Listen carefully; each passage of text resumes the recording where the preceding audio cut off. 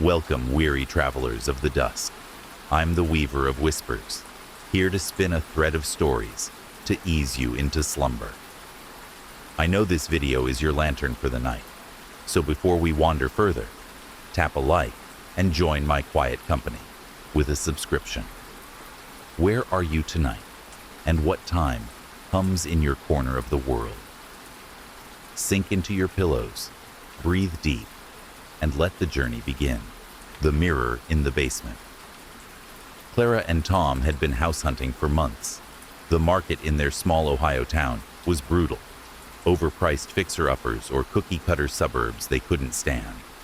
So when their realtor, Diane, called about a foreclosure on Maple Street, they jumped at it. The house was old, Victorian style, with steep gables and a wraparound porch. It needed work, peeling paint, a leaky roof, but the price was a steal. It's been empty for years, Diane said, unlocking the door. Last owners left in a hurry. Clara didn't care. She saw charm in the warped floors, potential in the high ceilings. Tom agreed, and by week's end, it was theirs. Moving day was chaos. Boxes piled up in the living room, furniture scraping the walls as they hauled it in. Their son, Owen, 6 and restless, darted around, claiming the attic as his fort. Clara unpacked dishes while Tom tackled the garage, the house creaking with every step.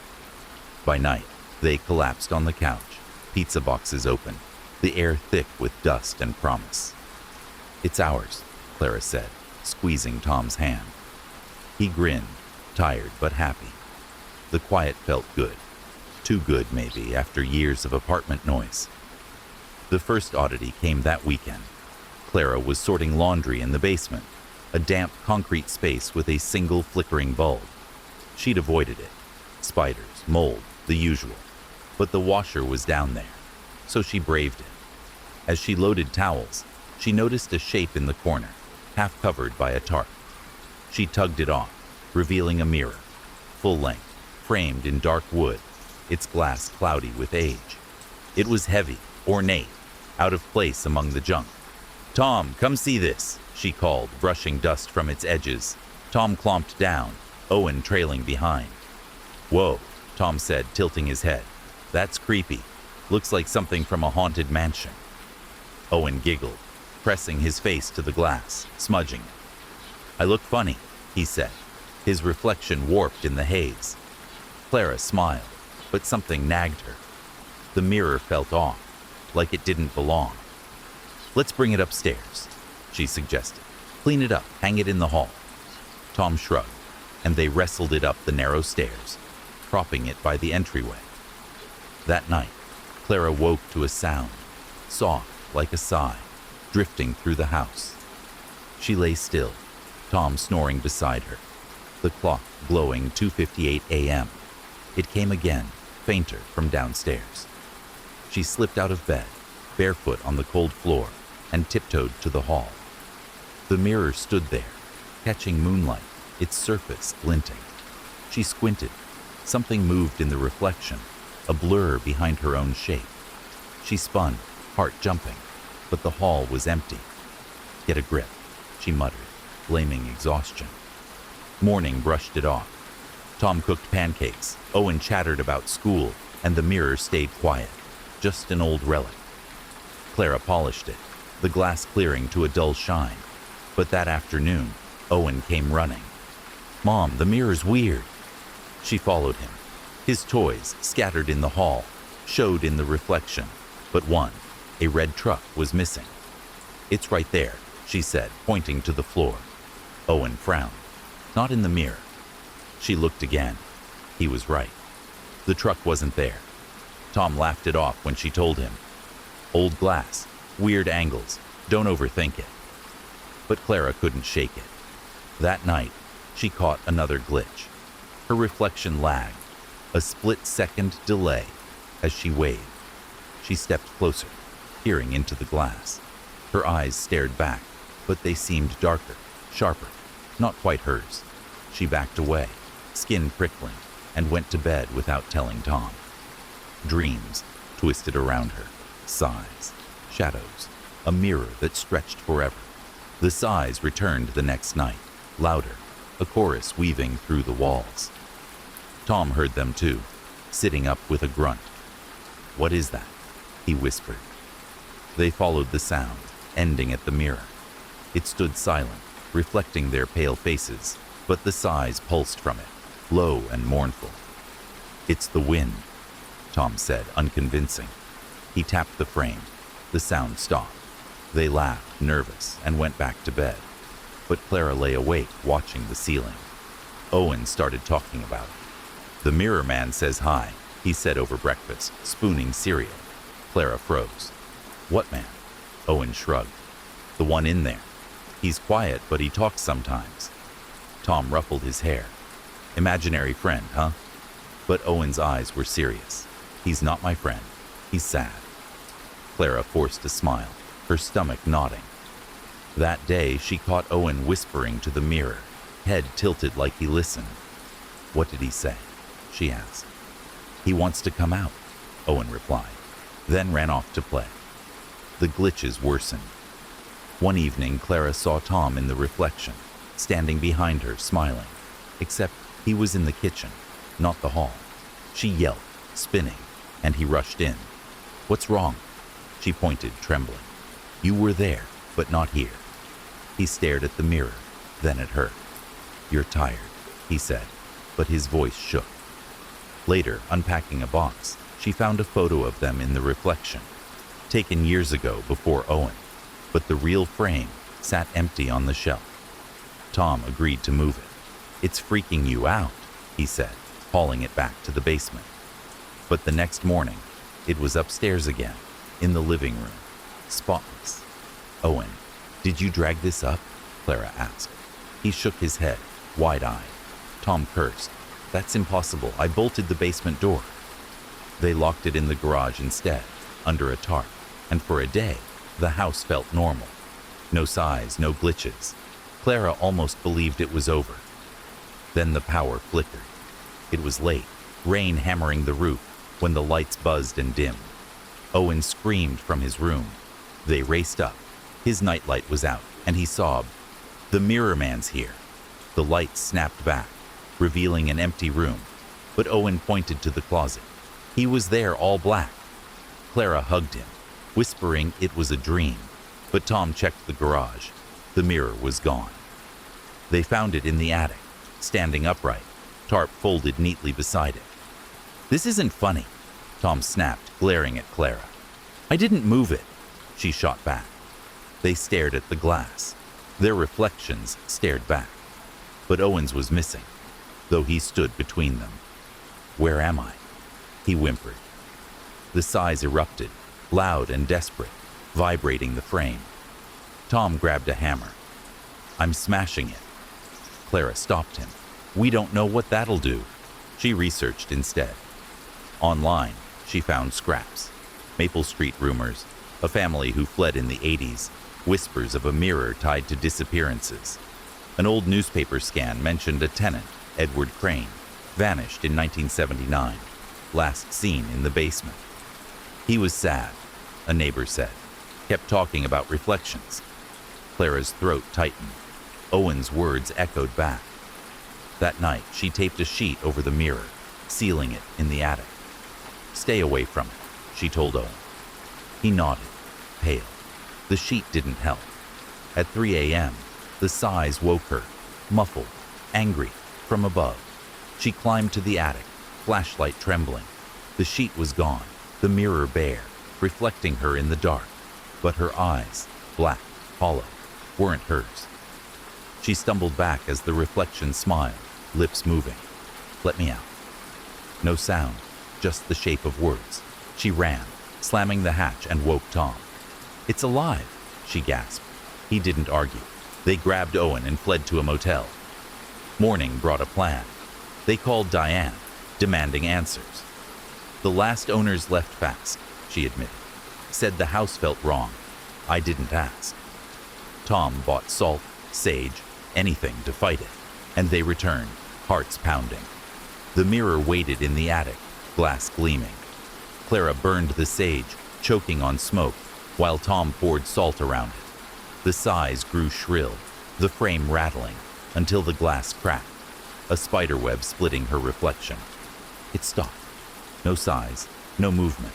They shattered it, shards glinting in the salt, and burned the frame in the yard, black smoke curling skyward.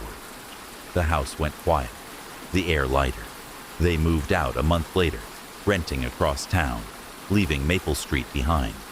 Owen stopped mentioning the Mirror Man, his smile returning. Clara thought they'd won, until she unpacked a box. Tucked among towels was a shard, palm-sized, edges jagged. She dropped it, breath catching. Her reflection stared back, black-eyed, smiling. She crushed it under a boot, grinding it to dust, and threw it in the trash. That night, Owen woke screaming. "He's back," he sobbed, pointing to his window. Clara looked, nothing but rain, but in the glass, faint and fleeting, a face watched, sad and endless. Weeks later, the new owners called. Found something weird, they said. A sigh in the basement, a shadow that didn't fit. Clara hung up, hands shaking, and checked every mirror in their new place. All clear, all normal. But at night, she hears it. A faint sigh, a whisper in the walls. "I'm still here." And in the dark, she wonders if some things can't be broken, only moved, waiting for the next reflection to claim. The shadow on the screen. Evan had always been a night owl. His job as a freelance video editor let him set his own hours, and he thrived in the quiet of his Denver apartment, hunched over his dual monitors, headphones on, cutting footage until dawn. The place was a mess. Takeout boxes on the counter, cables snaking across the floor. But it was his. Last month, he'd scored a deal on a used webcam at a thrift store, a sleek little thing with a cracked lens cap he didn't need. It worked fine, better than his old one, and he'd been using it for client calls ever since. Life was good, predictable, until the shadow showed up. It started small. Late one Tuesday, around 2 a.m., he was tweaking a wedding montage, trimming vows, syncing music, when his webcam feed popped up unprompted. He kept it running in the background, a habit from streaming days, its tiny window docked in the corner of his screen. Usually, it showed him, pale, unshaven, lit by the monitor's glow. But this time, something flickered behind him, a smudge, dark and vague like a smear on the lens. He rubbed his eyes, figuring it was fatigue, and closed the feed. The room stayed quiet, just the hum of his PC. The next night, it happened again. He was deep into a corporate ad, slicing drone shots, when the webcam blinked on. The smudge was back, sharper now, a silhouette, tall and still, just over his shoulder. Evan froze, heart kicking up. He spun in his chair, scanning the room. Empty. The couch, the cluttered desk, the closed blinds, all normal. He tapped the webcam, muttering, "Piece of junk," and unplugged it. The feed died, the shadow with it. He laughed, shaky, and blamed the late hour. Sleep didn't come easy after that. He dreamed of static, a figure looming in gray noise, faceless but watching. By morning, he'd shaken it off, brewing coffee and diving back into work. The webcam stayed dark, its cable coiled on the desk. But that evening, editing a travel vlog, his screen glitched, pixelated streaks. Then the feed snapped on, plugged or not. The shadow stood there, closer, its edges crisp against his bookshelf. "What the hell?" he yelped, yanking the USB again. Nothing changed. The feed stayed live, the shadow unmoving. He rebooted everything, PC, router, even the power strip. The system whirred back to life, clean and shadow-free. Software bug, he told himself, digging online for fixes. Forums mentioned driver conflicts, malware, nothing about ghostly shapes. He scanned his rig, clean. Still, he taped over the webcam lens, a black square of duct tape, and kept working. The night stretched on, uneventful, the tape a small comfort. He finished the vlog, sent it off, and crashed around 4 a.m., the apartment silent. The tape didn't hold. 2 nights later, mid-edit on a music video, the feed popped up. Lens still covered, but the screen wasn't black. It showed his room, dim and blue, and the shadow, right behind him, head tilted like it listened. Evan's breath caught. He tore the tape off, staring at the lens. No light, no power, yet the feed lived. He smashed the webcam with a hammer, plastic splintering, and swept it into the trash. "Done," he said, voice trembling, but his gut twisted with doubt. The next day, he borrowed a friend's spare, an old Logitech, scratched but functional. He tested it, the feed clear, just him in his chair. Relief settled in, and he tackled a backlog of edits, music thumping through his headphones. Hours blurred by, the clock hitting 3 a.m. Then the screen flickered. His new feed blinked on, and there it was. The shadow, same spot, same tilt. He ripped the cable out, but the image lingered, frozen, the shadow's edges pulsing faintly. "This isn't happening," he whispered, rebooting again. It wasn't just the webcam anymore. The next night, editing raw footage, his main monitor glitched. A dark shape streaked across the timeline, distorting the clips. He scrubbed back. There, in a frame of a beach sunset, stood the shadow, stark against the waves. It wasn't his room now. It was in his work. He deleted the file, hands shaking, but the backup showed it too. Then his phone buzzed, a selfie he'd taken days ago, now with a blur behind his grin, tall and familiar. "No, no, no," he chanted, trashing it. He called his sister, Mia, a tech whiz in Boulder. "You're freaking me out," she said, voice crackly over the line. He spilled it, the webcams, the shadow, the files. "Sounds like a virus," she suggested. "Wipe your system, start fresh." He did. Hours reformatting drives, reinstalling software, the works. By dawn, his PC hummed, pristine, no trace of the shadow. He tested the Logitech, clean, just him. "Thanks, Mia," he texted, collapsing into bed, the first real sleep in days. The reprieve lasted a night. Editing a podcast clip, the feed returned, unprompted, unplugged. The shadow back, closer, its head brushing his reflection's shoulder. Evan screamed, shoving the monitor off the desk. It crashed, glass cracking, but the feed jumped to his laptop, live and relentless. He ran to the kitchen, panting, and checked his phone. The camera app opened itself, showing the shadow behind him, here, now. He dropped it, the screen shattering, and bolted outside, barefoot in the cold. The street was empty, streetlights buzzing in the fog. He paced, gulping air, until a neighbor's dog barked, snapping him back. Inside, the apartment hummed. Laptop dark, phone dead, monitor broken. He swept it all into a box, dumped it in the alley, and borrowed Mia's old desktop, swearing off cameras. For a week, it worked.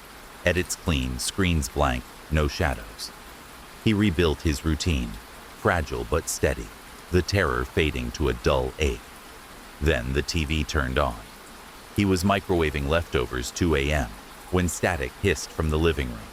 The screen glowed. Snow at first, then his apartment. A grainy feed from no camera he owned. The shadow stood by the couch, taller, sharper, its head swiveling toward him. He unplugged the TV, cord dangling, but the image held, the shadow stepping closer. He grabbed a bat, swinging at air, shouting, "Get out!" The screen went black, silence crashing in. Mia drove up the next day. "You look like death," she said, hauling a toolkit. She swept his system. Nothing, no malware, no hacks. "Maybe it's the place," she half-joked, eyeing the walls. Evan laughed, hollow, but the idea stuck. He dug online, old tenant forums, local news. A hit, 2015. A guy in his building, Unit 3B, his unit, found dead, heart attack, mid-30s, no cause. Obsessed with screens, a neighbor wrote. Kept saying something, watched him. Evan's blood chilled. He tested it. At midnight, he set up Mia's desktop. No webcam, just a blank monitor. "Show yourself," he muttered, hitting record. The screen stayed dark, until 2 a.m. when it flared, showing his room, the shadow by the window, head tilted. He played it back, static, then a voice, low and garbled. I'm here. Not his. He burned the drive in a fire pit, ash swirling. But the shadow lingered in his mind, etched behind his eyes. It spread. His car's rear view flickered, a dark shape in the back seat, gone when he turned. The coffee shop's security feed showed it behind him, mid-order. Friends' photos from a bar night caught it, a smudge over his shoulder. What's that? Mia asked, zooming in. Evan lied. Bad lighting. But his hands shook. He stopped leaving the house, taping over screens, living in dim light, the bat by his bed. One night, it spoke. He was half asleep, the room pitch black, when the laptop, unplugged, battery dead, hummed. The screen glowed, the shadow filling it, head tilted. I see you, it rasped, a voice like static and rust. Evan swung the bat, shattering the laptop, shards flying. The TV flared next, the shadow closer. I see you, looping louder. He smashed it too, glass crunching, but his phone, broken, powerless, lit up, the voice echoing. I see you. He fled to Mia's, crashing on her couch, babbling about screens and shadows. She locked his tech in a closet, promising help. But that night, her TV sparked, static, then Evan's apartment, the shadow pacing. I see you, it growled, head swiveling to her living room. Mia screamed, unplugging it, but the voice lingered, air vibrating. It's following me, Evan sobbed, curling up. She called a priest, a tech, anyone. Nothing worked. Weeks later, he vanished. Mia found his stuff, bat, clothes, a note. I can't hide. His phone, cracked and dead, buzzed in her hand, her face on the screen, the shadow behind her, head tilted. She trashed it, moved, burned every screen she owned. But at night, her new place hums, faint, static-like, a whisper in the walls. I see you. And in Denver, Evan's apartment sits empty, screens dark, waiting for the next glow to wake it. And so, travelers of the dusk, the last thread of our tale unravels into the night. The whispers fade, weaving themselves into the fabric of your dreams. Rest now, cradled by the silence, as the lantern dims and the world softens. Sleep deeply, my friends, until our paths cross again in another story. Good night.